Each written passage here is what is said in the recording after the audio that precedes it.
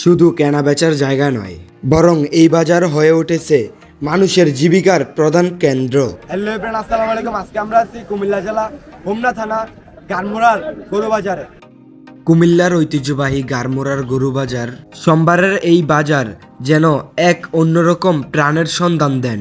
গরু, ছাগল, হাঁস, মুরগি থেকে শুরু করে পাখি সবই পাওয়া যায় এখানে।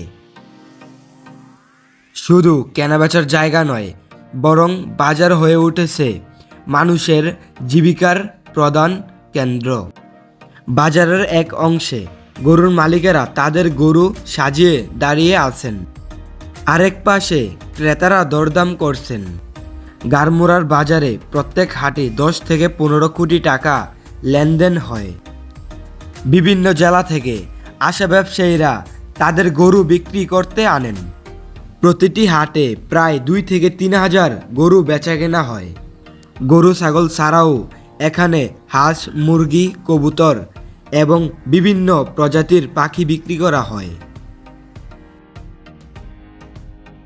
শুধু ক্রেতা নয়, বিক্রেতারাও দূর দূরান্ত থেকে আসেন তাদের পণ্য বিক্রি করতে।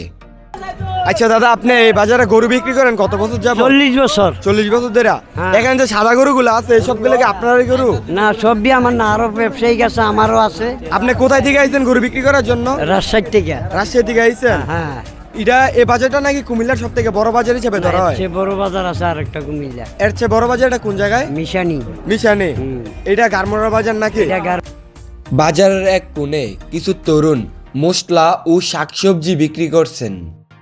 এ বাজার কেবল গরুর জন্যই বিখ্যাত নয়, বরং অন্যান্য পণ্যেরও এক বড় উৎস আছেন।